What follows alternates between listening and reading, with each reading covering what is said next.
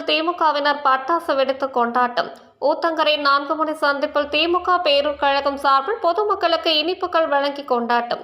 கிருஷ்ணகிரி மாவட்டம் ஊத்தங்கரையில் நாடாளுமன்ற தேர்தலில் திமுக 40க்கு 40 வெற்றி பெற்ற நிலையில் கிருஷ்ணகிரி காங்கிரஸ் கட்சி வேட்பாளர் கோபிநாத் பெருவாரியான வாக்கு வித்தியாசத்தில் வெற்றி பெற்றதை தொடர்ந்து கிருஷ்ணகிரி கிழக்கு மாவட்ட செயலாளரும் பர்கூர் சட்டமன்ற உறுப்பினருமான மதியழகன் வழிகாடுகளின் பெயரில் ஊத்தங்கரை பேரூராட்சி தலைவர் அமானுல்லா முன்னிலையில் திமுக நகர செயலாளர் பார்த்திபன் தலைமையில் கொண்டாடப்பட்டது.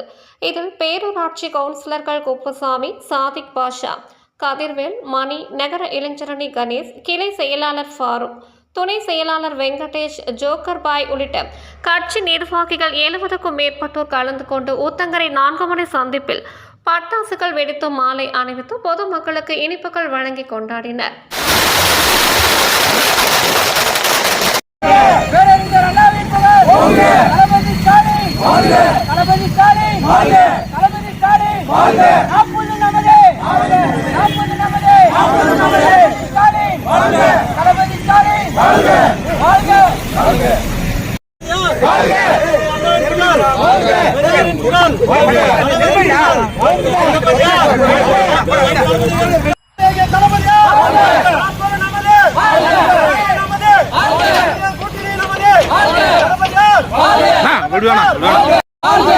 திமுக கோட்டை என்று நிரூபித்த தளபதியார் அண்ணன் உதயநிதி,